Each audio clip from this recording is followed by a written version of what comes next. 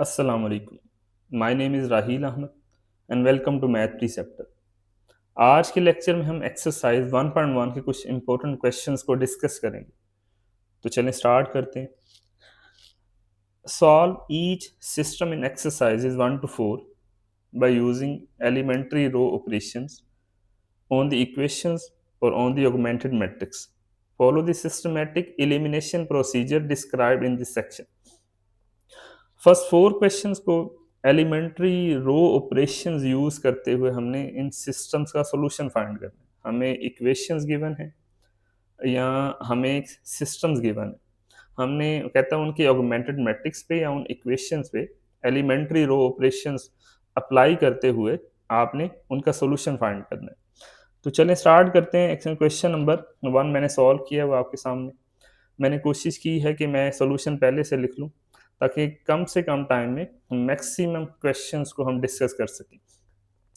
तो हमें question given है, हमें इसका सॉल्यूशन फाइंड करना है। हमने सबसे पहले हम क्या करेंगे, किसी भी सिस्टम का सॉल्यूशन फाइंड करने के लिए उस सिस्टम का ऑगमेंटेड मैट्रिक्स बनाते हैं, उसको एचेलॉन फॉर्म में चेंज करते हैं और एचेलॉन फॉर्म में चेंज करने के बाद बैकवर्ड सब्स्टिट्यूशन से उसका सॉल्यूशन फाइंड करते हैं। तो इस सिस्टम का ऑगमेंटेड मैट्रिक्स मैंने यहाँ पे बनाया हुआ है आपके सामने। वो क्या होता है, मैट्रिक्स ए और बी का कॉम्बिनेशन होता है। अब इसको एचेलॉन फॉर्म में चेंज करना है, मतलब कि हमें यहाँ पे -2 को 0 से रिप्लेस करना है।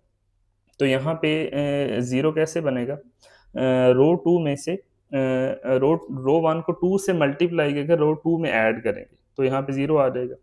मतलब कि यहाँ पे 1 है, इसको 2 से मल्टीप्लाई करें और 2 - 2 0, 5 को 2 से मल्टीप्लाई किया, 5 2 ज़ा 10, 10 - 7 3 हो गया। उसके बाद 7 को 2 से मल्टीप्लाई किया, 7 2 ज़ा 14, 14 - 5 + 9 हो गया। तो आप देख सकते हैं ये मैट्रिक्स एचेलॉन फॉर्म में है। अब हमने बैकवर्ड सब्स्टिट्यूशन से इसका सॉल्यूशन फाइंड करना है। तो आप देख सकते हैं सेकंड जो है इक्वेशन में एक वेरिएबल एलिमिनेट हो गया। तो इसको हम इक्वेशन फॉर्म ऐसे लिख सकते हैं, x1 + 5x2 = 7। इसको इक्वेशन नंबर 1 कह दिया हमने। इसी तरह सेकंड रो को अगर हम देखें तो वो हमारे पास 0x1 + 3x2 = 9। अब सेकंड इक्वेशन को यूज़ करते हुए हमने इसमें से x की वैल्यू फाइंड कर ली, x2 की वैल्यू जो कि 3 आई। अब x2 की ये वैल्यू x1 में अब हम पुट करेंगे तो हमारे पास x1 की वैल्यू क्या आ रही है, -8। तो यहाँ से इस सिस्टम का सॉल्यूशन क्या आया, -8 3। तो यहाँ से हमें ये पता चला कि इस सिस्टम का सॉल्यूशन यूनिक सॉल्यूशन है, मतलब कि एक सॉल्यूशन है, इनफाइनाइटली मैनी सॉल्यूशन नहीं है। आपके सामने मैंने ग्राफिकली भी इस सिस्टम का सॉल्यूशन शो किया हुआ है। आप देख सकते हैं ग्राफिकली 2 स्ट्रेट लाइन्स हैं और उनके दोनों लीनियर इक्वेशंस हैं, तो उनके जो ग्राफ्स हैं वो लीनियर जो स्ट्रेट लाइन्स होंगी। तो दोनों स्ट्रेट लाइन एक दूसरे को -8 3 इस पॉइंट पे इंटरसेक्ट कर रही हैं। तो ये दोनों लाइन इसके अलावा एक दूसरे को किसी और पॉइंट पे इंटरसेक्ट नहीं कर रहे हैं। तो आप देख भी सकते हैं यहाँ पे ये 2 हमारे पास स्ट्रेट लाइन्स हैं, जिसका मैंने ऑनलाइन ग्राफिंग कैलकुलेटर से इसका सॉल्यूशन फाइंड किया है।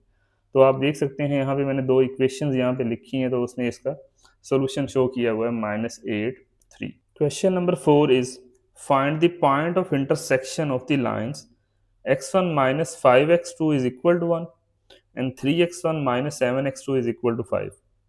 क्वेश्चन नंबर 4 में हमें 2 इक्वेशंस गिवन है और कहा गया कि इन 2 इक्वेशंस मतलब कि इन 2 लाइन्स का जो पॉइंट ऑफ इंटरसेक्शन फाइंड करना है। इन अदर वर्ड्स हमें सॉल्यूशन फाइंड करने कहा जा रहा है। तो चलिए स्टार्ट करते हैं इसमें। क्वेश्चन नंबर 4 आपके सामने मैंने सॉल्व किया हो यहाँ। हमें 2 इक्वेशंस गिवन है। तो सबसे पहले क्या करना है हमने, इन इक्वेशंस का या इस सिस्टम का ऑगमेंटेड मैट्रिक्स बनाना है, उसको एचेलॉन फॉर्म में चेंज करना है और बैकवर्ड सब्स्टिट्यूशन से उसका सॉल्यूशन फाइंड करना है। तो आप देख सकते हैं इसमें मैंने ऑगमेंटेड मैट्रिक्स इस सिस्टम का बनाया हुआ है। उसके बाद हमें इसको एचेलॉन फॉर्म में चेंज करना है, मतलब कि हमें इस 3 को 0 से रिप्लेस करना है। अगर यहाँ पे 0 बन जाए तो ये मैट्रिक्स एचेलॉन फॉर्म में चेंज हो जाएगा। तो यहाँ पे कैसे 0 बनेगा, हम रो 1 को -3 से मल्टीप्लाई करके रो 2 में ऐड करेंगे। तो ये ऑपरेशन आपके सामने लिखा हुआ है। तो आप इस ऑपरेशंस को फॉलो करें, तो आप देख सकते हैं जो सेकंड हमारे पास रो है वो क्या बन जाएगी, यहाँ पे 0 बन जाएगा और यहाँ पे 8 और यहाँ पे 2 हो जाएगा। अब ये मैट्रिक्स आप देख सकते हैं एचिलॉन फॉर्म में। अब बैकवर्ड सब्स्टिट्यूशन से इसका सॉल्यूशन फाइंड करेंगे। तो रो 1 को हम इक्वेशन की फॉर्म में ऐसे लिख सकते हैं जिसको नंबर 1 कह दिया, x1 + 5x2 = 1। और रो 2 को हम इक्वेशन की फॉर्म में इस तरह लिख सकते हैं जिसको नंबर 2 कहा हुआ है, 8x2 = 2। अब सेकंड इक्वेशन को यूज़ करते हुए हम x2 की वैल्यू फाइंड कर सकते हैं जो कि 1/4 है। अब x2 की वैल्यू किसी इक्वेशन में पुट करें तो x1 की वैल्यू आ जाएगी। तो इक्वेशन 1 में पुट कर रहा हूँ तो सिंप्लीफाई किया हुआ आपके सामने x1 की वैल्यू हमारे पास क्या आ रही है, 9/4। तो हमारे पास जो सॉल्यूशन आया 9/4 और 1/4, ये हमारे पास सॉल्यूशन। तो ये बेसिकली इन दो लाइंस का पॉइंट ऑफ इंटरसेक्शन जो हमें फाइंड करने को कहा जा रहा था। अब इसको ग्राफिकली भी मैंने यहाँ पे शो किया हुआ आपके सामने। इनका ग्राफ क्या है, इन दो जो है लाइंस बेसिकली इक्वेशंस हैं जो कि लीनियर इक्वेशंस हैं, तो इनका जो ग्राफ है वो स्ट्रेट लाइंस होंगी। तो ये जो स्ट्रेट लाइंस हैं तो आप देख सकते हैं एक दूसरे को इस पॉइंट पे इंटरसेक्ट कर रही हैं, जो कोई डेसिमल पॉइंट में लिखा हुआ है। मैंने फ्रैक्शन की फॉर्म में फाइंड किया, आप उसको डेसिमल पॉइंट में चेंज करें तो यही सोल्यूशन है हमारे पास। आप देख सकते हैं ये क्वेश्चन नंबर 4 में जो दो इक्वेशंस हैं, मैंने यहाँ पे वैल्यू वो पुट किए हैं यहाँ पे, तो वो सोल्यूशन यही दे रहा है। तो ग्राफिकली आप देख सकते हैं ये दो जो स्ट्रेट लाइंस हैं जो इस पॉइंट पे एक दूसरे को इंटरसेक्ट कर रही हैं। अब क्वेश्चन नंबर 5 और 6 एक जैसे हैं, तो मैं क्वेश्चन नंबर 6 सॉल्व कर रहा हूँ। Consider each matrix in exercises 5 and 6 as the augmented matrix of a linear system. State in words the next two elementary row operations that should be performed in the process of solving the system. Question number 5 और 6 में हमें system का augmented matrix given है। हमने next to elementary row operation बताने हैं क्या होने चाहिए कि उस सिस्टम को सॉल्व किया जाए, कि उस सिस्टम का सोल्यूशन आ जाए। तो आपके सामने मैंने क्वेश्चन नंबर 6 सॉल्व किया हुआ है जिसका ऑगमेंटेड मैट्रिक्स गिवन है। तो हमें इसको एचिलॉन फॉर्म में चेंज करने के लिए इस 3 को 0 से रिप्लेस करना है। तो ऑपरेशन नंबर जो 1 है वो क्या होना चाहिए, वो लिखा हुआ है, replace row 4 by its sum with -3 times row 3। मतलब कि मैथमेटिकली अगर इसको लिखा जाए कि रो 3 को -3 से मल्टीप्लाई करके रो 4 में ऐड कर। तो अगर आप रो 3 में यहाँ पे 1 है, इसको -3 से मल्टीप्लाई करें, -3 + 3 ये 0 हो गया। यहाँ पे 2 है, इसको -3 से मल्टीप्लाई किया, -6 + 1 -5 हो गया।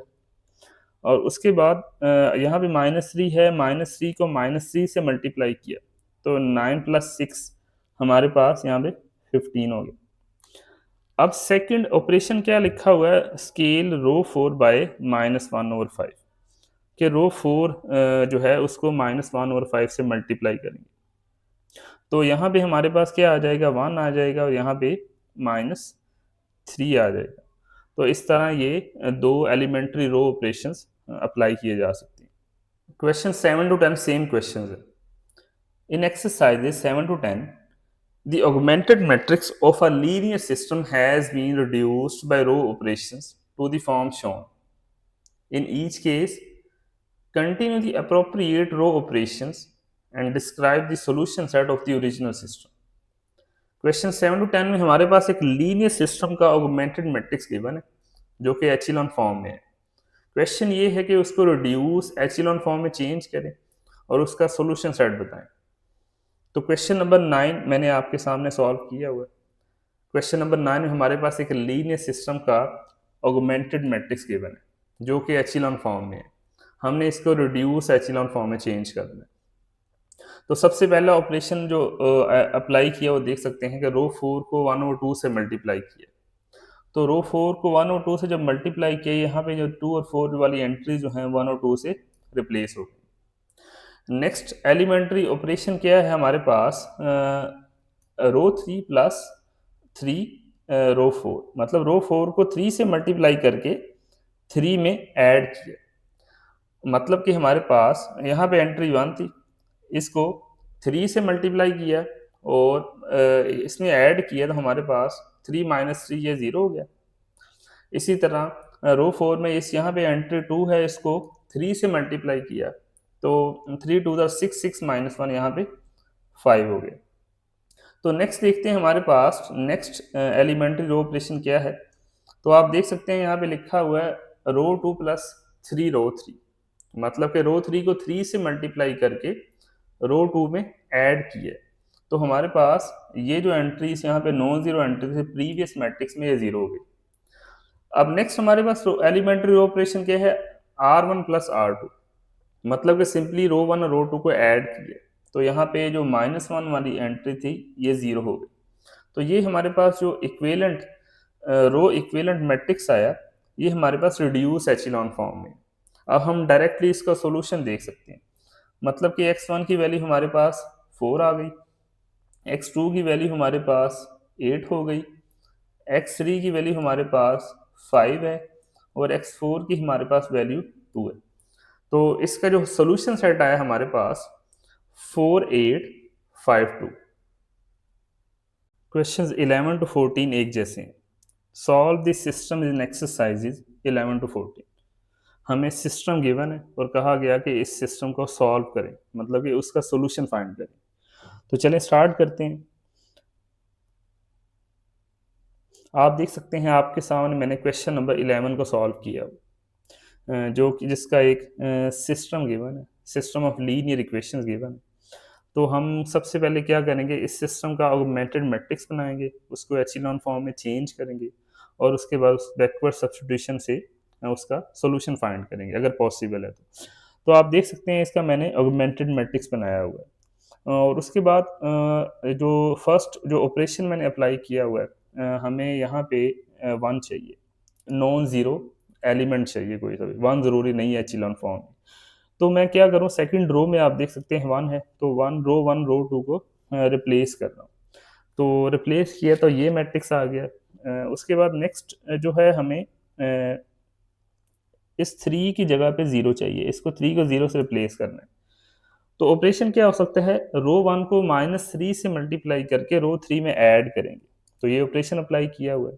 तो अगर ये ऑपरेशन आप अप्लाई करें तो ये हमारे पास जो थर्ड रो है वो ये बन गया, यहाँ पे 0 हो गया। 7 -2 से रिप्लेस हो गया और यहाँ पे 7 -8 से रिप्लेस हो गया, ये 6 12 से रिप्लेस हो गया।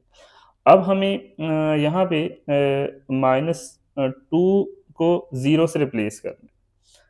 अच्छा, नेक्स्ट स्टेप क्या हो सकता है कि रो 3 को -1/2 से मैं मल्टीप्लाई कर रहा हूँ। तो आप इसमें -1/2 से मल्टीप्लाई किया रो 3 को, तो रो 3 क्या बनी आप देख सकते हैं, ये हमारे पास 1 हो गया, यहाँ पे ये 4 है, यहाँ पे -6 हो गया। अब नेक्स्ट जो है हमारे पास क्या हो सकता है ऑपरेशन, रो 2 को -1 से मल्टीप्लाई करके रो 3 में ऐड कर रहा हूँ यहाँ पे। तो रो 2 में वो सिंप्लीफाई किया, 1 -1 0, 4 -4 0, -1 से मल्टीप्लाई किया -5 को 5 और -6 यहाँ पे -1 आ गया। तो यहाँ से आप देख सकते हैं कि इस सिचुएशन में हमारे पास जो है सिस्टम का सॉल्यूशन एग्जिस्ट नहीं करता, मतलब कि उस सिस्टम का कोई सॉल्यूशन नहीं होता। मतलब कि इस साइड पे कांस्टेंट नॉन नेगेटिव नंबर है और यहाँ पे वेरिएबल तीनों ज़ीरो हो गए। तो इस सिचुएशन में हम कहते हैं कि इस सिस्टम का कोई सॉल्यूशन नहीं है। So this implies that the given above situation shows that system is inconsistent, मतलब कि इस सिस्टम का कोई सॉल्यूशन नहीं है। क्वेश्चन नंबर 14 को भी मैंने सॉल्व किया हुआ है, जिसमें एक लीनियर सिस्टम का हमें सॉल्यूशन फाइंड करना है। तो चलें स्टार्ट करते हैं। सबसे पहले हम इस लीनियर सिस्टम का ऑगमेंटेड मैट्रिक्स बनाएंगे, उसको एचिलॉन फॉर्म या रिड्यूस एचिलॉन फॉर्म में चेंज करेंगे, उसके बाद उसका सॉल्यूशन फाइंड करेंगे। तो इस सिस्टम का ऑगमेंटेड मैट्रिक्स मैंने आपके सामने ये शो किया हुआ है, आप देख सकते हैं। अब हमें इसको रिड्यूस या एचिलॉन फॉर्म या रिड्यूस एचिलॉन फॉर्म में चेंज करना। तो मैंने इस क्वेश्चन में इस मैट्रिक्स को रिड्यूस एचिलॉन फॉर्म में चेंज किया। तो सबसे पहले हमें रिड्यूस एचिलॉन फॉर्म के लिए यहाँ पे 1 है हमारे पास, अब यहाँ पे हमें 0 चाहिए, -1 को 0 से रिप्लेस करना है। तो रो ऑपरेशन क्या हो सकता है, रो 2 और रो 1 को हम सिंपली ऐड कर रहे हैं।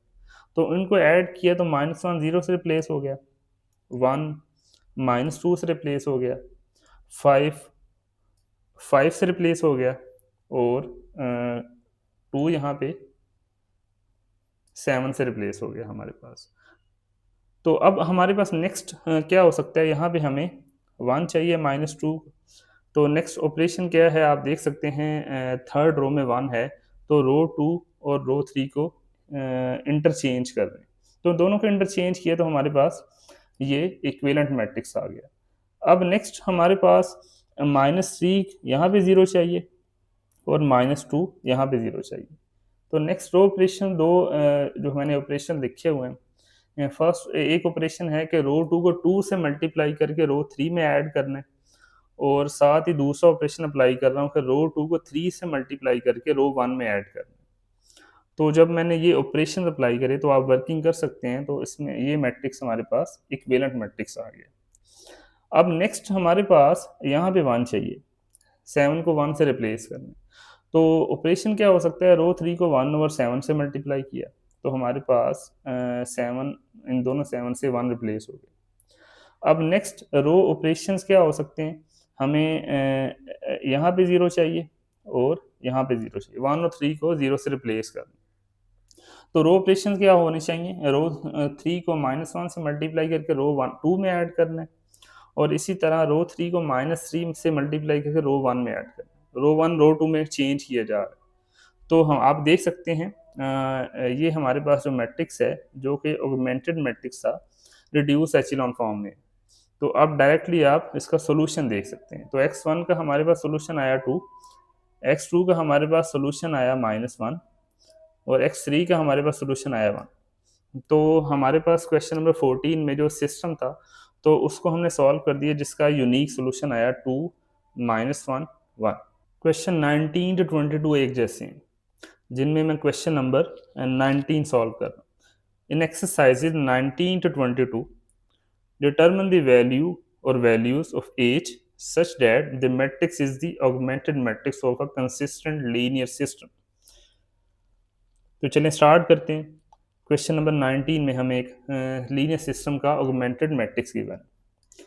हमने सबसे पहले क्या करना है, इस सिस्टम को एचिलॉन फॉर्म में चेंज करना है और एचिलॉन फॉर्म में चेंज करने के बाद बैकवर्ड सब्स्टिट्यूशन से वैल्यू फाइंड करनी, जिनमें से हमारे पास एज की वैल्यू फाइंड हो जाएगी।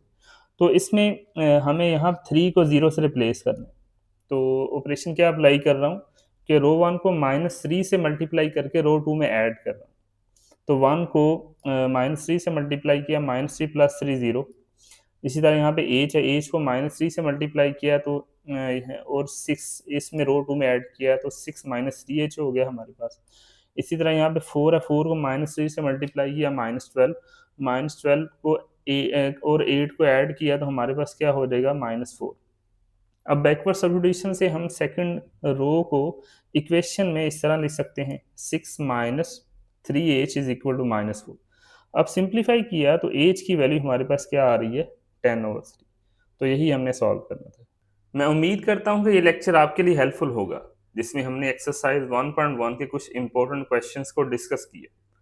तो इस लेक्चर से रिलेटेड अगर आपका कोई क्वेश्चन है तो आप कमेंट सेक्शन में पूछ सकते हैं। Thank you.